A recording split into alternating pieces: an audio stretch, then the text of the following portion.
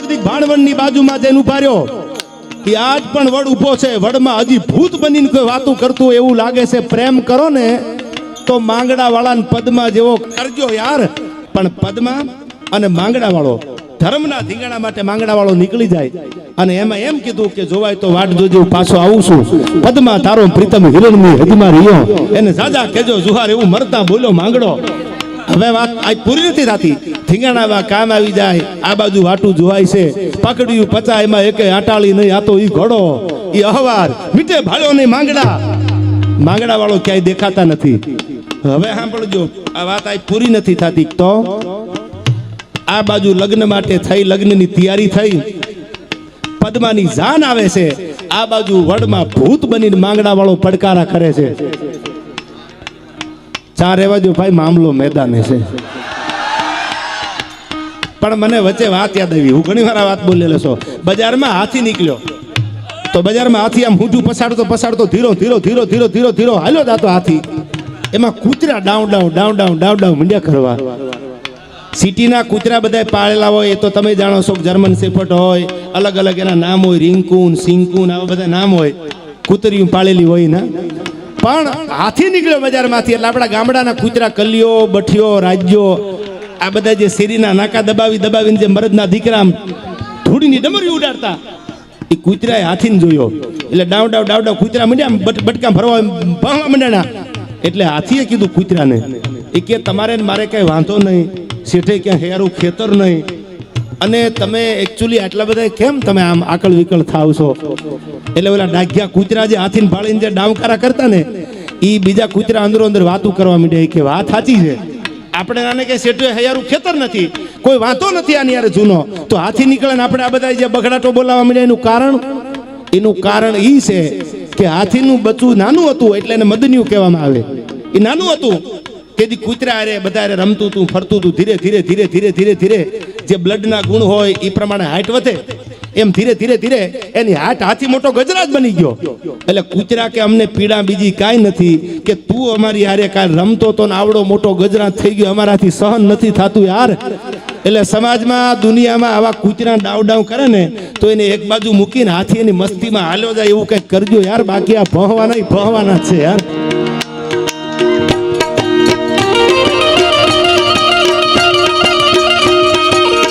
અને હું રૂડો લગાડવા માટે ને અરવિંદભાઈ રસ્તામાં કહેતો, મેં કે અરવિંદભાઈ તમને જે શ્રદ્ધા છે આ દાસારામ બાપા ઉપર, આ બેઠા બધાને શ્રદ્ધા છે. સગર સમાજનો કોઈ પણ દીકરો હોય, સુપડામાં રહેતો હોય કે બંગલામાં રહેતો હોય, પણ પાઘડી વાળાનું નામ પડે અને પગમાં ન પડે તો એમાં બીજી વાત ન હોય યાર. અને જેને શ્રદ્ધા રાખી છે, હજી કહું છું કે હૃદયના ભાવથી આયા રણજીત તાતા, કે દુનિયાના કોઈ પણ હિમાડે વયા જાવ, તમારું મન મૂંઝાય, તમને કોઈ દેખાતી દશ પૂછતી ન હોય, તેથી લાંબી આંગળી કરી નેજવું કરી અને બાલાગામ હામી મીટ માંડો અને બેગ પડકારો કરો ને જો પાઘડી વાળો જો ખોડલાની ઘુમરીયું ન વગાડે તો આ દુનિયાના પડમાં એને ઓળખે નહીં. પણ વિશ્વાસ હોય તો અરવિંદભાઈને મેં કીધું આવડી કૃપા છે તો હજી એક સમય એવો દાસારામ બાપા તમારો ભાવનો વિશ્વાસ છે કે તમારા હેલિકોપ્ટર ઉપર દાસારામ લખ્યું હોય માનજો કે પાઘડી વાળો પહેલા આગળ હાલ્યો છે યાર. એ જે કૃપા છે એવી કૃપા તમારા અને મારા ઉપર બધે વરસાવે. કોઈ રૂડું લગાડવા માટે કે વખાણ માટેની વાત નથી, કે વખાણ કરીને અરવિંદભાઈને ચાઇનાના પંપ મારીને હવારમાં પેકેટ લઈ લેવું, રામના નામ લેવાના, હમ જहाँ संबंध रखते वहाँ तो साहब हमारी जुबान है कि हम जान भी दे देते हैं जहाँ संबंध है वहाँ पे. સંબંધ એવા બનાવો કે એમાં ઉપયોગ કરી લેવો ને એમાંથી કંઈક લઈ લેવું ને, એ સંબંધ કોઈ દી લાંબા ટકે નહીં જીગાભાઈ. એ તો દીધા પછી ભૂલી જાવ ને જીગાભાઈ, એ સંબંધ ટકે છે યાર.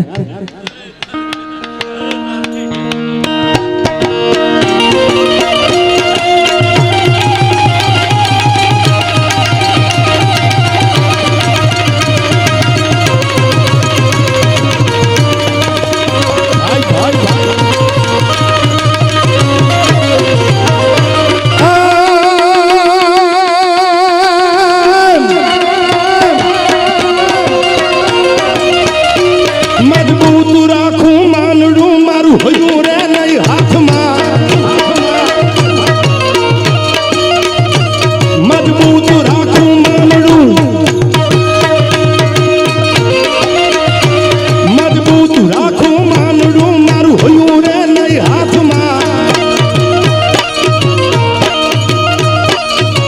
એ હતી સગળું હતું મારું સુખ એની સાથમાં મજબૂર થઈ જીવવું રહ્યું નેણે નિદર નો આવતી પાદર ગુમાવેલ પર આ મન યાદ એની આવતી મન યાદ એની આવતી આવતી આવતી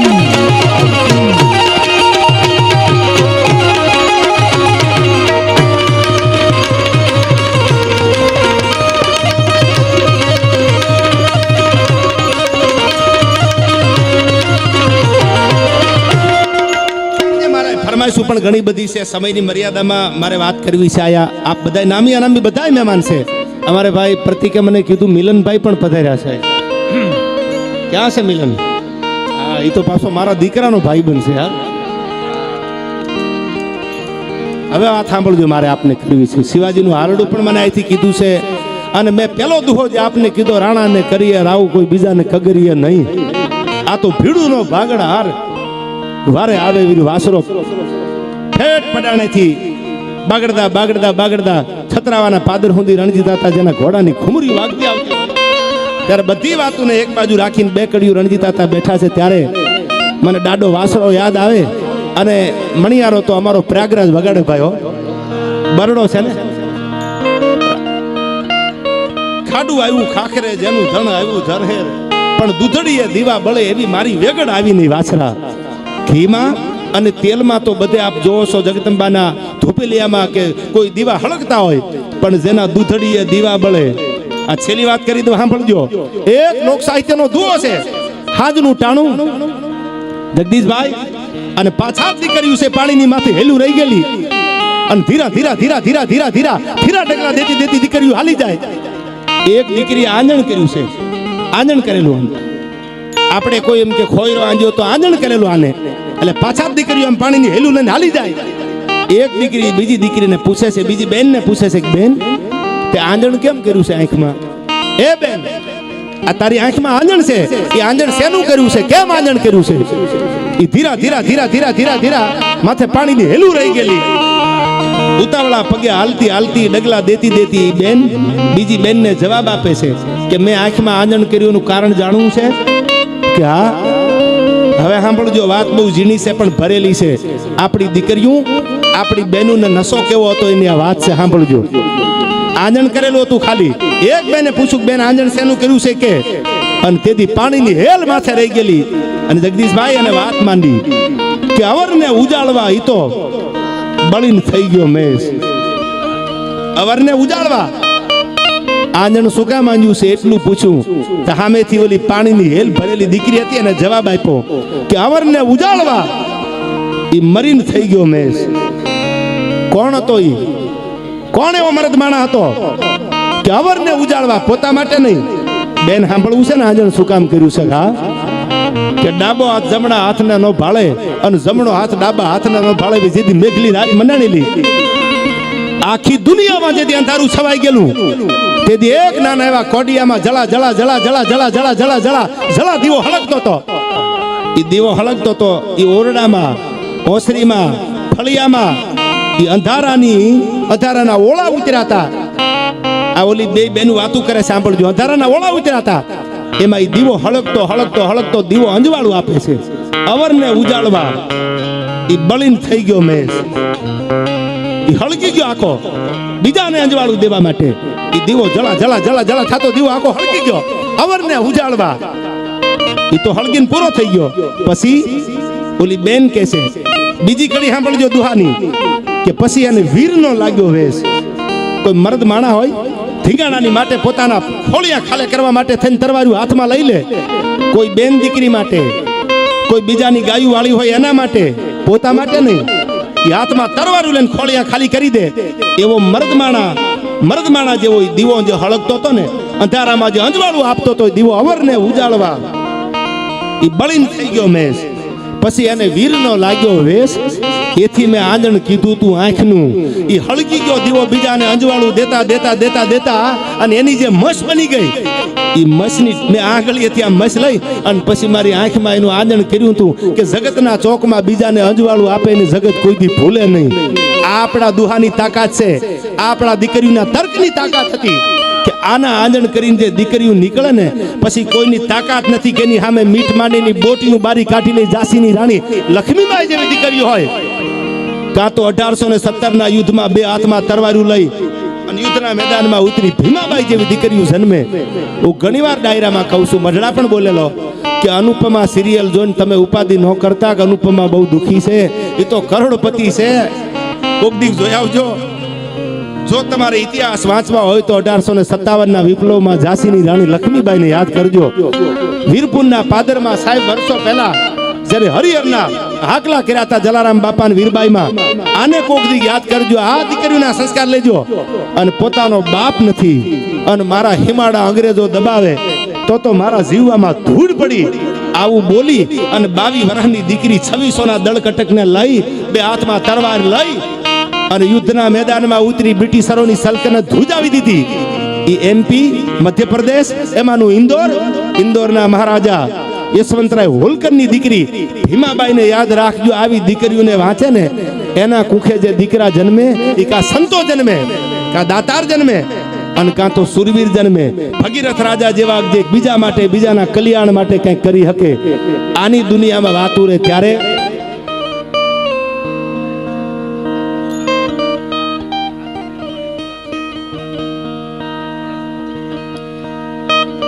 પણ મારે ગીત અહીંથી ગાવું છે, એક છેલ્લી કડીમાં વાત કરવી છે. પણ આવતા વર્ષના પ્રસાદીના દાતા એકવાર હું નામ બોલું એટલે જોરદાર તાળીઓથી વધાવી લેજો. દાસારામ બિલ્ડર અરવિંદભાઈને એકવાર જોરદાર તાળીઓથી વધાવી લેજો.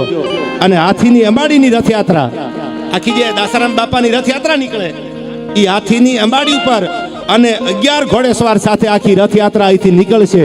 એકવાર જોરદાર તાળીઓથી એને વધાવી લેજો. ભાઈ ભાઈ ભાઈ. અને હવે મારે જે વાત કરવી છે દાસારામ બાપાના જીવનના પરચા તો એવા છે કે જુનાગઢના નવાબને પગમાં પડી જવું પડતું હતું. હે પાઘડી વાળા જોજે હો, અમારી આબરૂ નો જવા દેતો. ઈ દાસારામ બાપો છે આયા. નવાબી હુકુમતને જેના પગમાં પડવું પડતું હોય બાલા ગામના પાદરમાં આવીને ભગવાનદાસ બાપુ ઈ આ પાદર છે. પણ ભરો હોય તો ભગવાન આવે. જેને જેને પડકારા કર્યા છે આવો એક પડકારો કર્યો અને તે દી આ ગીત લખાણું. અને શું લખાણું આ મને યાદ આવે. શું કીધું?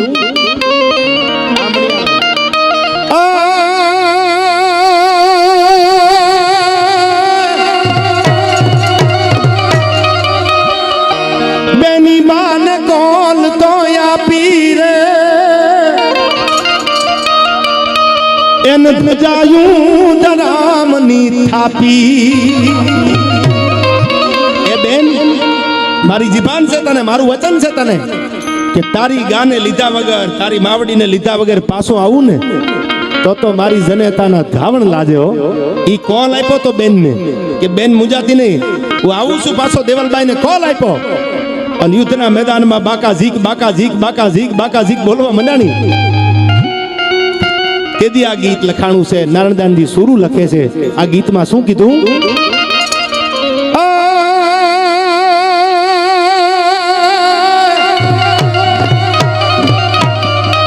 બેની માન કોલ તો આપી રે એન ધજાયું ધરામની થાપી.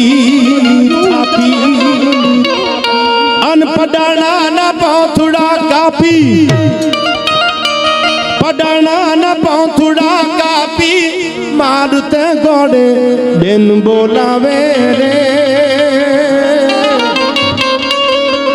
હવે પડાણે થી વાસરો આવે રે, સોલંકી વાસરો આવે.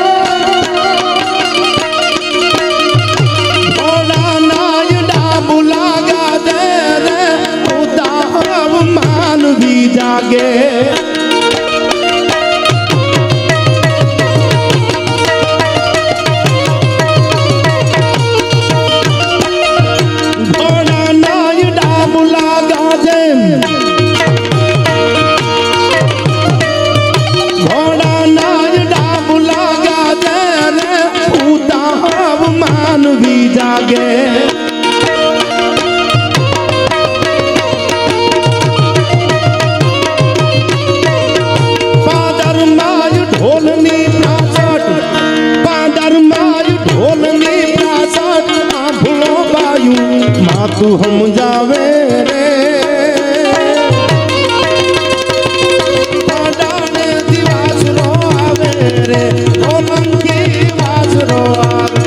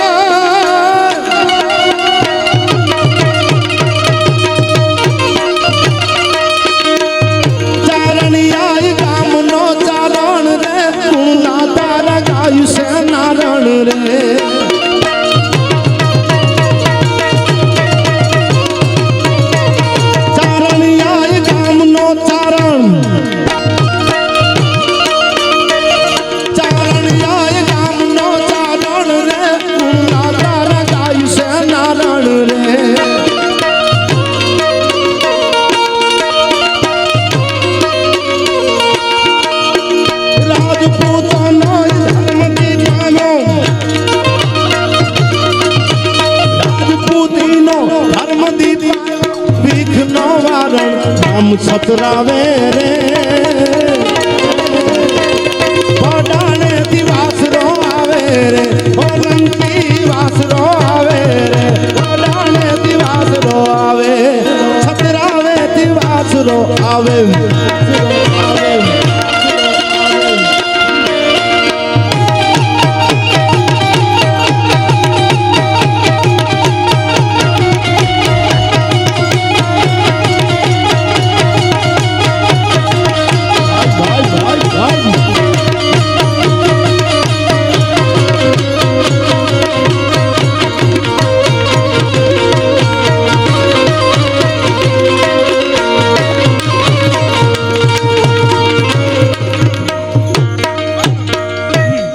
ફરમાઈશ એટલે છેલ્લી કડીમાં હજી મેં કીધું આપને મારે વાત ઘણી બધી કરવી છે પણ હવે સમયને અનુસંધાને છેલ્લે 2 કડી અહીંથી ગાવી છે પણ મેં કીધું એમ પ્રેમ વિના પામે નહીં હુનર કરો હજાર કહે પ્રીતમ પ્રેમ વગર મળે નહીં નંદકુમાર રૂપિયા માટે નહીં પણ પ્રેમના જેની સાથે મારે સંબંધો છે અને ભાઈ અમારે મિલનના હમણાં લગ્ન છે 17 અને 18 તારીખે હું પાછો હાજર છું ને એમાં રાજસ્થાન છું એટલે પ્રમુખ સાહેબ ક્યાં છે